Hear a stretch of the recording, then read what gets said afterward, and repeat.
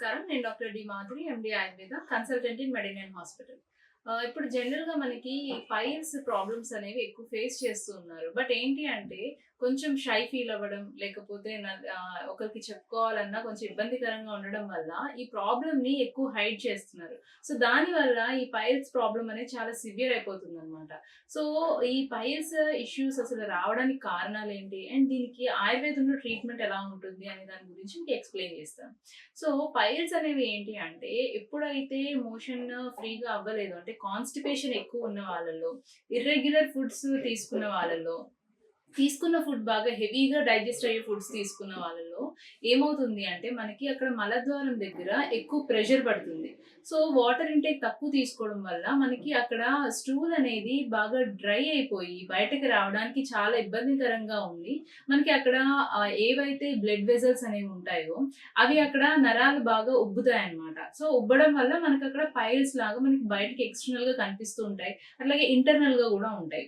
So, పైల్స్‌లో 2 రకాలుగా ఉంటాయి. బయటకి కనిపించే పైల్స్ ఉంటాయి. అట్లాగే లోపల గూడా మనకి కనపడకుండా ఇంటర్నల్ పైల్స్ అనేవి ఉంటాయన్నమాట. సో, దీనివల్ల ఏమవుతుంది అంటే పెయిన్ ఉండడము, అట్లాగే మోషన్ చాలా కాన్‌స్టిపేటెడ్‌గా రావడము, అట్లాగే ఆ ఏరియా మొత్తము ఇన్ఫెక్షన్‌కి గురవ్వడము, అంటే సివియర్‌గా ఇచ్చింగ్ రావడము, లేదా బ్లడ్ డిశ్చార్జ్ ఉండడము, పస్ డిశ్చార్జ్ ఉండడము, ఇలాంటి లక్షణాలు జూస్తూ ఉంటాం. సో, ఇంటర్నల్ పైల్స్‌లో ఎటువంటి లక్షణాలుంటాయి? ఎక్స్‌టర్నల్ పైల్స్‌లో ఎటువంటి లక్షణాలుంటాయి? అనే దాని గురించి తెలుసుకోవాలి ఫస్ట్.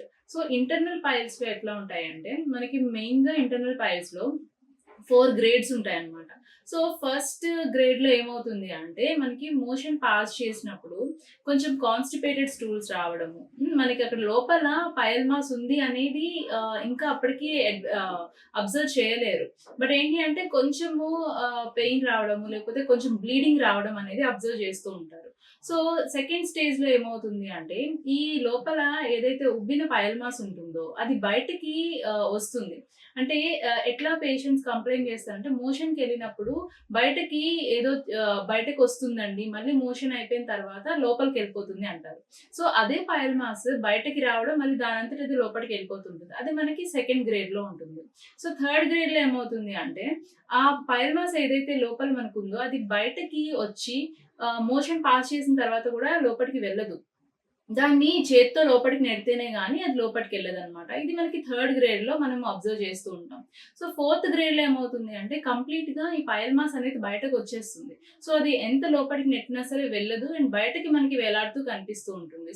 సో, ఇది మనకి ఫోర్త్ గ్రేడ్‌లో అనమాట. ఇవి ఇంటర్నల్ పైల్స్. వీటిలో మనకి బ్లీడింగ్ అబ్జర్వ్ చేస్తూ ఉంటారు. అండ్ ఏంటి అంటే చాలా ఇరిటేషన్ ఉంటుంది. సో, ఎక్స్టర్నల్ పైల్స్‌లో ఏమవుతాయంటే ఈ మలద్వారం చుట్టూ మనకి స్కిన్ ట్యాగ్స్ లాగా లేకపోతే స్కిన్‌తో కూడిన మనకి మాసెస్ అనేవి బయటకుంటాయన్నమాట. సో, ఇవి మనకి ఎక్స్టర్నల్ పైల్ మాసెస్ అంటాం. సో, ఈ ఎక్స్టర్నల్ పైల్ మాసెస్‌లో కూడా పెయిన్ అనేది ఉంటుంది. అండ్ బర్నింగ్ సెన్సేషన్ ఉంటుంది. ఇచ్చింగ్ ఉంటుంది. ఇరిటేషన్ ఉంటుంది. సో, వీళ్ళల్లో ఏంటి అంటే ఎక్కువగా ఫైబర్ కంటెంట్ ఉన్న ఫుడ్స్ ఎక్కువ తీసుకుంటూ ఉండాలి.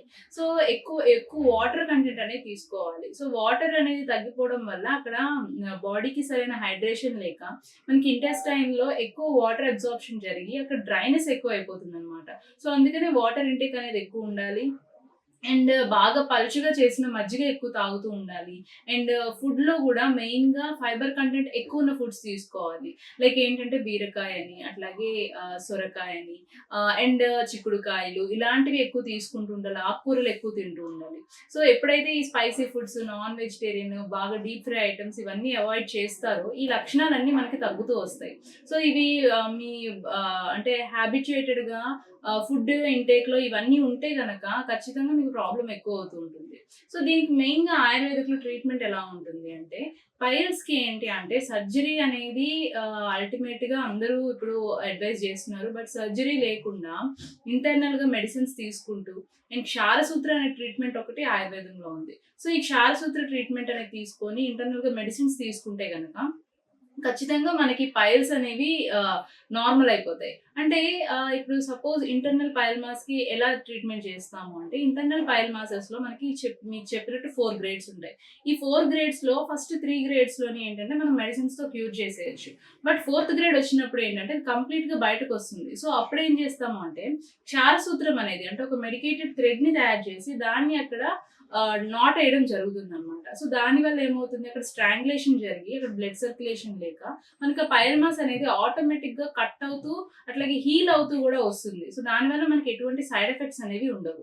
సో ఎక్స్టర్నల్‌గా గూడా ఎక్స్టర్నల్ పైల్ మాసెస్‌లో గూడా మనకి చిన్న చిన్న స్కిన్ ట్యాగ్స్ అలాంటివి ఉంటే గనక అవి మళ్ళీ మనము సిడ్జ్ బాత్ చేస్తూ అట్లాగే ఇంటర్నల్‌గా మెడిసిన్స్ తీసుకుంటే అవి ష్రింక్ అయిపోతాయి. బట్ ఏవైతే పెద్దగా ఉండి మనకి వేలాడుతున్నట్టు ఉండడము, బాగా ఇబ్బందికరంగా ఉండడము, అలా ఉన్న వాళ్ళలో ఏంటి అంటే ఈ క్షారసూత్ర ట్రీట్మెంట్ అనేది చేస్తాం.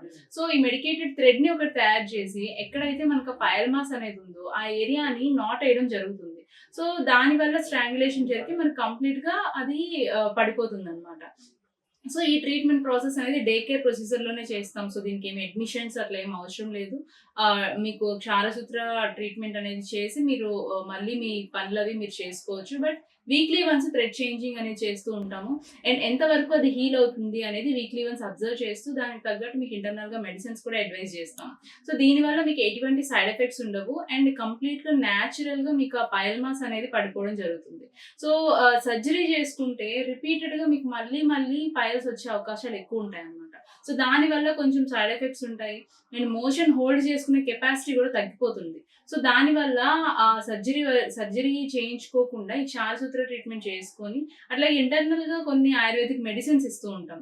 లైక్ అరిషగ్నవటి అని, కామధుద్ధ రస్ అని, అట్లాగే అభయారిష్ట అని. ఇలాంటివి కొన్ని మెడిసిన్స్ పేషెంట్ కండిషన్ బట్టి వారి యొక్క సింప్టమ్స్ బట్టి మెడిసిన్స్ అడ్వైస్ చేస్తాం. అండ్ డైట్ కూడా మెడినైన్ అంటేనే medicine, exercise, diet and immunity.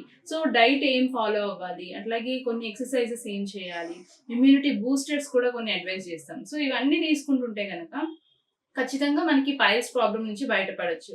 So అసలు పైల్స్ ఉన్నా సరే ఇబ్బంది పడకుండా, షై ఫీల్ అవ్వకుండా త్వరగా మీరు డాక్టర్‌కి అప్రోచ్ అయ్యి ట్రీట్మెంట్ తీసుకుంటే ఈ ప్రాబ్లమ్ అనేది సివియర్ అవ్వకుండా మీరు స్టార్టింగ్‌లోనే దీన్ని తగ్గించుకునే అవకాశాలు ఎక్కువుంటాయి.